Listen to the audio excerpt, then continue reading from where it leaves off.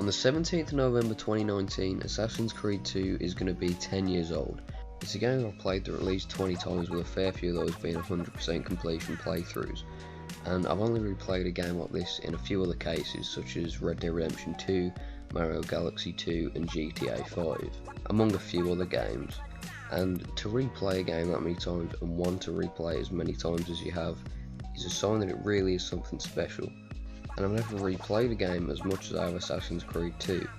In this video I'll be going over why Assassin's Creed 2, 10 years later, is still the best game that I've ever played. What was that in the Animus? Subject 16? Ezio, Audi something? I think we've been wrong all along. Since I've based this video off the game being 10 years old, it only makes sense to talk about when the game was released in 2009. To put things into perspective, the war between PS3 and Xbox 360 was unavoidable, both in comment sections and conversations with your friends. While Nintendo were releasing some of the best selling games of all time on the Wii, there were so many huge anticipated games that year on the PS3 and Xbox 360 where Assassin's Creed 2 would be released. We had Halo ODST, Uncharted 2, Modern Warfare 2, Resident Evil 5, Arkham Asylum, New Super Mario Bros. Wii, just to name a few. And Ubisoft were releasing a sequel to a title that sold fairly well 2 years before to decent reviews.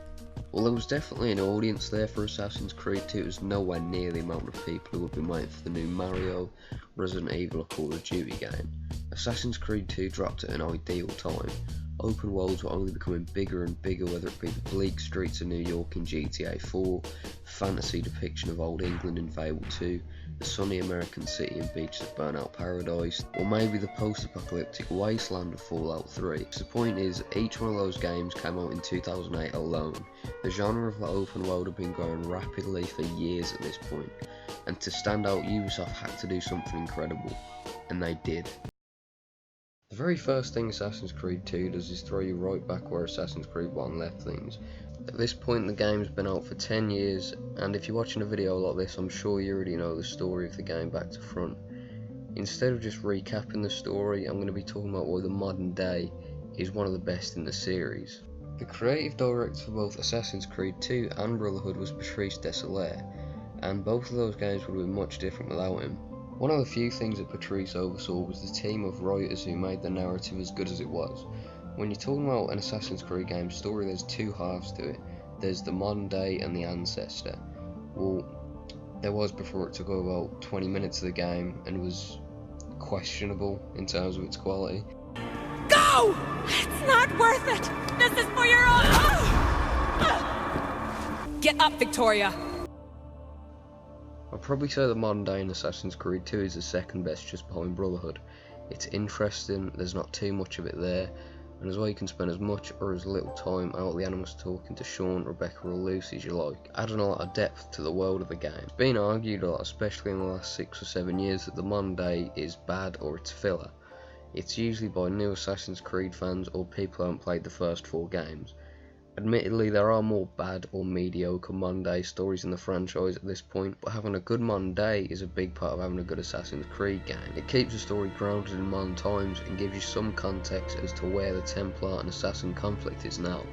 It adds to the universe a lot and generally is a good change of pace from the Ancestor story, and this is all the same in 2.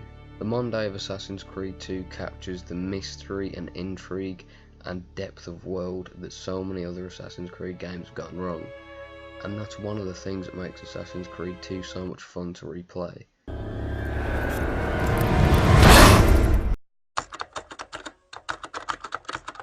Any narrative needs a main character. A main character can be likeable, unlikable, confusing, but however we feel about the protagonist, the one thing that they need to do is be the vessel through which the story is told.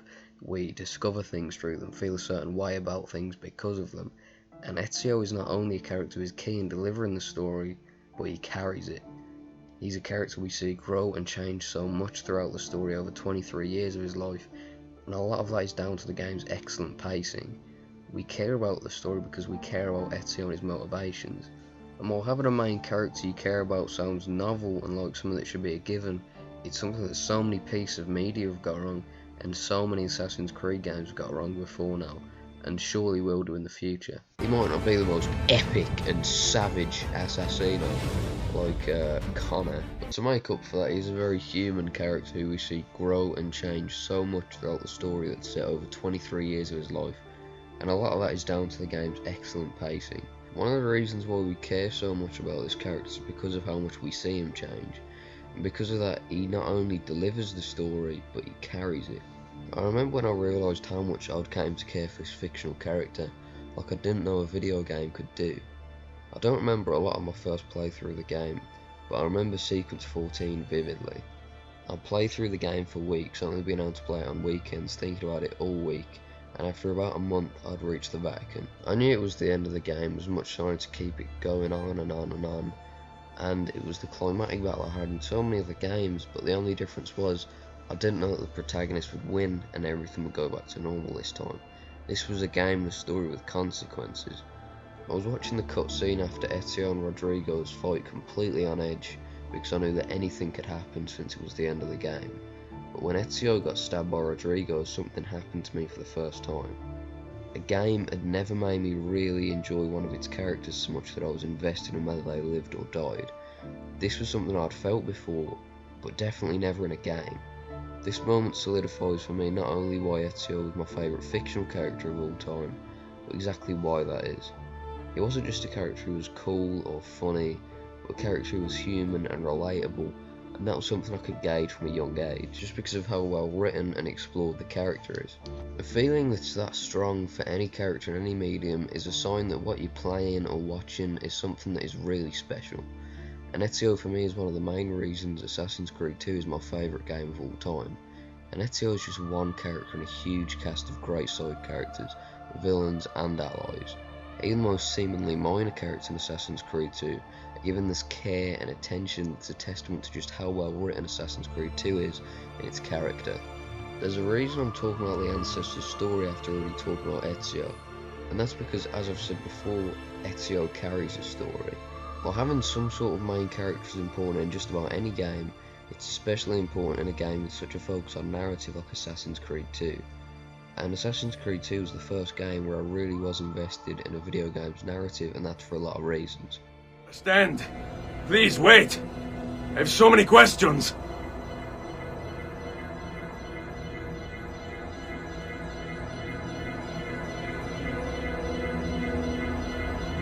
What the fuck?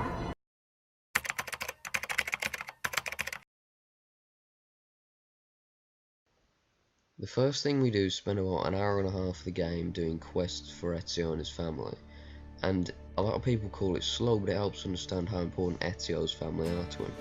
A lot of people call these missions filler, and a lot of people even say the game is a slow start because of these, but I think it's very similar to the epilogue in Red Dead Redemption 2 in that it grounds the protagonist, allowing us to understand where things were before everything went wrong.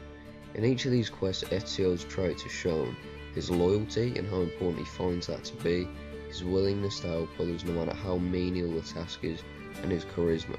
Sequence 1 is exposition done right in a game, and things only pick up from there. I think that the story of Assassin's Creed 2 will always be my favourite story in an Assassin's Creed game, joint with Revelations, and it's one of my favourites in the whole industry. I remember just being fascinated with the characters and the world, and I wanted to explore all of it. I read through the database entries and explored the tombs because this was a game that told a story not only through cutscenes and a linear narrative, but through its world. It was a game with such an expansive universe, and I was so excited to see where it went next. And you could tell that the writers and the people behind the game had such a care for lore, and I was so excited to see where it would go next, because I knew that whatever they did with the Assassin's Creed lore would be consistent, and they would care about it, and it would be fucking great. I wish you great success, and hope you enjoy Venezia as much as she enjoys having you.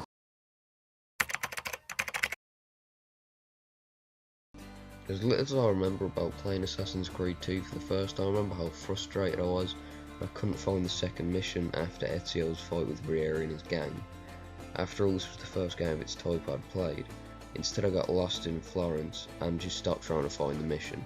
So in the end, instead of trying to go back to him, I explored the world for an hour or so. I've never explored a game like this one that looked as good as it did with such vibrant colours. There was people the world felt lived in, as well as a really great soundtrack that came together to make this beautiful living world as I've never seen in a game before. Well, not that I appreciate it much back then, I just remember punching some woman for some reason, but you know, after playing the game as much as I have, I'm familiar with every corner of its world and it all feels different.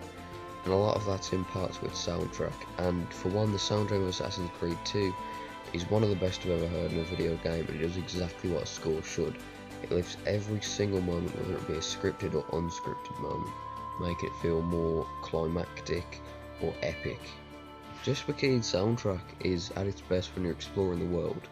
Wherever you are or whatever you're doing, the music's going to change for that moment, whether you're exploring Florence, running the rooftops of Venice, or fighting your way through the streets of Tuscany. It's all different, and it makes the world feel larger and much more varied, making it one of the best worlds I've played in any game.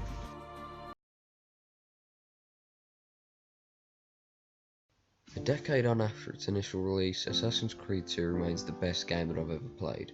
Games like Red Dead 2, Uncharted 4, The Last of Us, and Mario Galaxy 2, not to mention the sequel to Assassin's Creed 2, Brotherhood, all got close, but every time I play this game, I understand exactly why it's my favourite.